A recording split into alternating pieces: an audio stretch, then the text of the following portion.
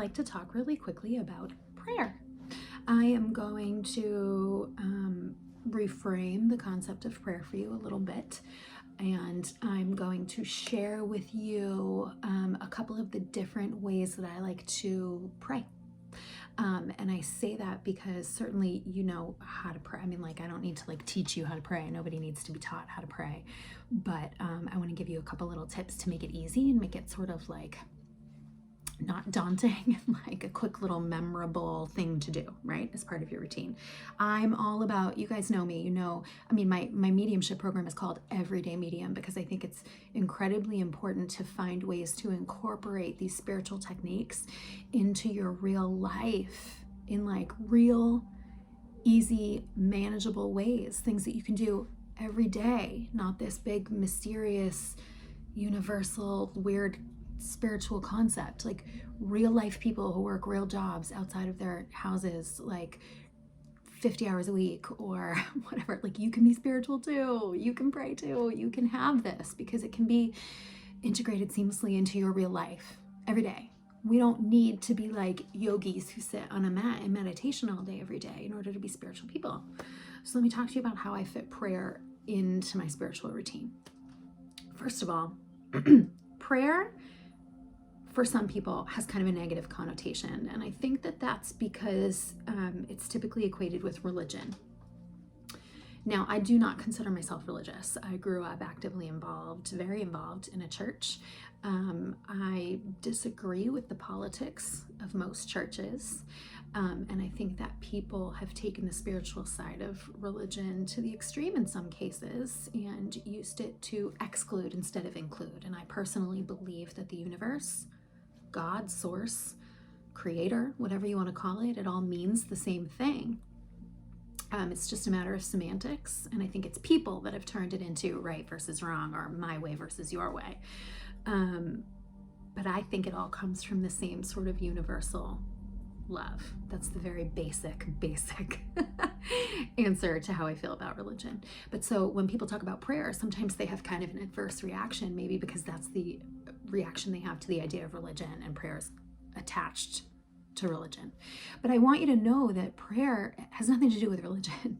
You have prayerful moments all the time in your life. When you're looking at your baby or your grandbaby and you're going, oh, thank God for you. Thank God you came into my life.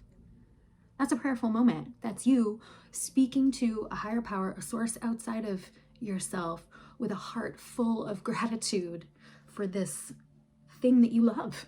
That is the most prayerful thing you can do, even if you think you're saying it in passing off the cuff, it's no big deal.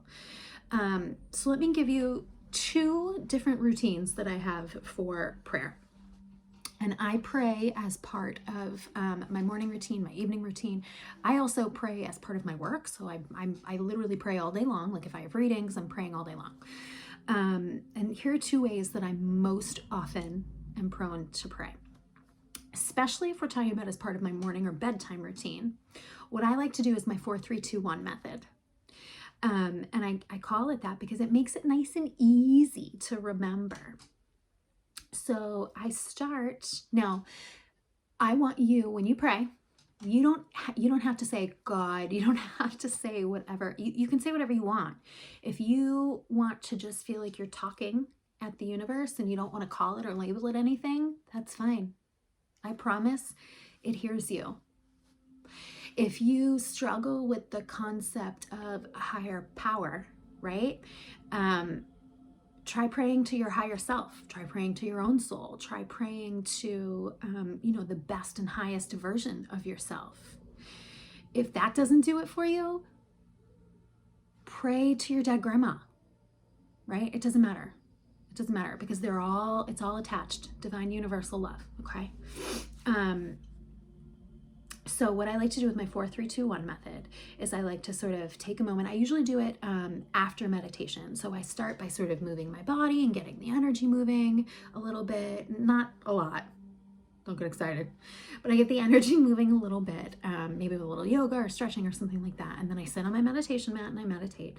And I can do another one of these about my sort of morning routine for you guys if you want. Let me know if that's something you're interested in. And then when it comes time to pray, I personally now all these years into it, like to do praying hands, and I like to keep my thumbs at my heart chakra.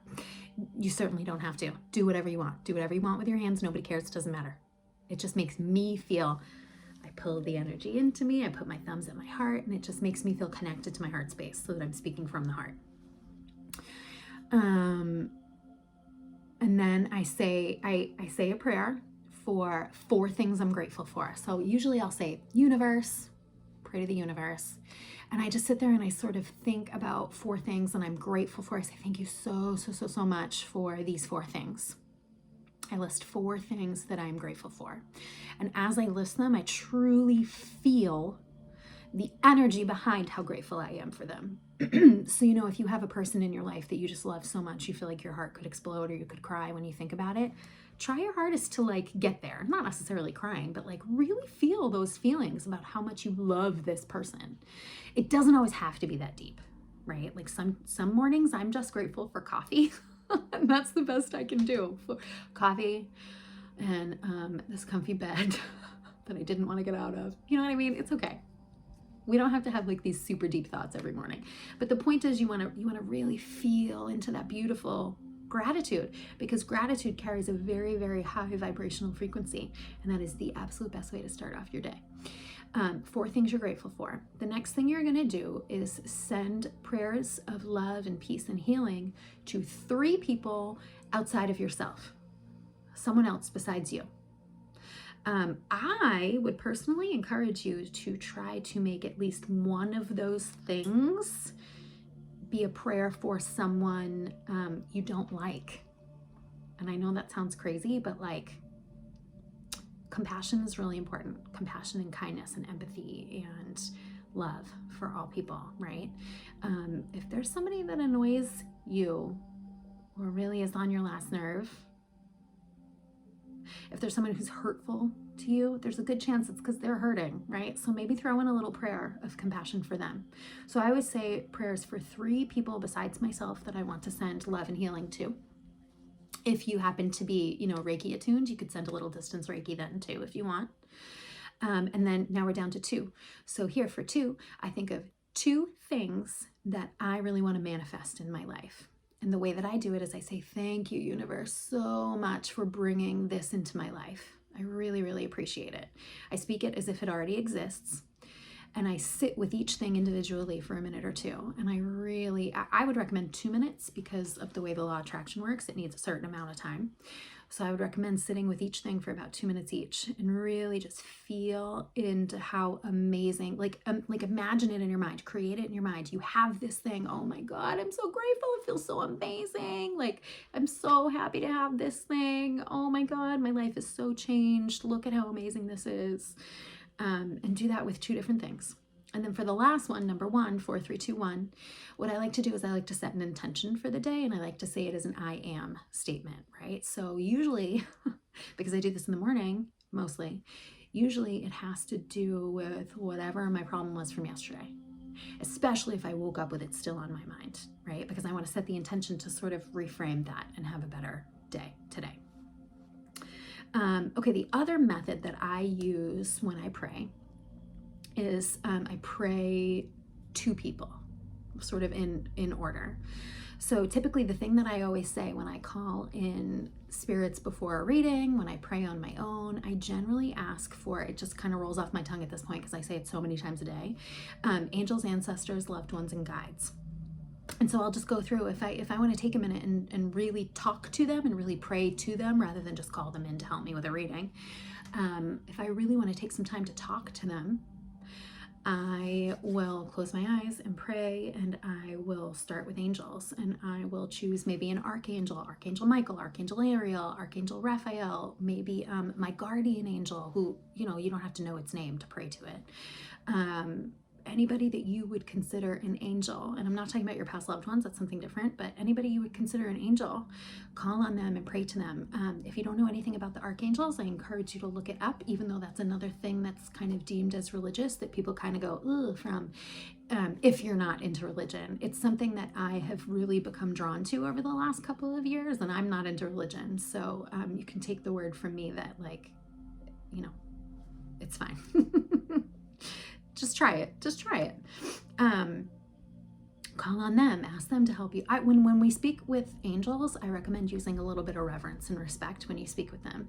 Next, we have our ancestors. And so I pray to my ancestors and I ask them to help me with specific things. And this can be the ancestors that you knew and loved in life, but also we're talking generations and generations and generations back in your DNA, in your bloodline. Your body is coated with everything that they went through. The prayers of your great, great, great, great, great grandmother are still in your body protecting you, right? So that's a part of that. So pray to your ancestors, your heritage, who you are, where you came from. Call on them to ask them to help you with things. Next, I do angels, ancestors, loved ones. So this is when you call on your grandma. This is when you pray to your past loved ones. I like to choose one person, right? Because I have a whole bunch of people in spirit around me. And so I like to choose one person that I miss, and I just will spend some time talking with them that morning or that day. Just spend some time talking with them as if I would know. There's now, unlike with angels, there's no formality here. I just do it. We just talk in love as we would have, if that person was sitting beside me. I just talk at them. And then the next one is guides. So this is where you want to call on your spirit guides to help you. Come be with me, help support me. I have this thing that I'm going through and I'm stressed about it, and I really just want to feel your presence. This is a good opportunity to ask for signs and synchronicities, to ask the universe to send you stuff so that you know you're on the right path. So when you pray, you can ask for help, you can be grateful for things, you can just talk. It doesn't have to be any kind of formality, but getting in the habit of prayer and having prayerful moments can really, really change your life, because it's nice to remind you that there's so much outside of yourself. It's just a nice, really kind of centering reminder, and it helps you kind of focus on what's good for the world as a whole, rather than we get kind of caught up in our own world and what's going on in our own world and the immediate world that we see around us, especially when times are stressful like they have been lately. And so prayer is a nice moment to just think about the world as a whole. Okay, drop any questions that you have in the comments below. Let me know if you want to see my morning routine, if you care enough for me to bother filming it, and talk with you soon. Thanks, bye.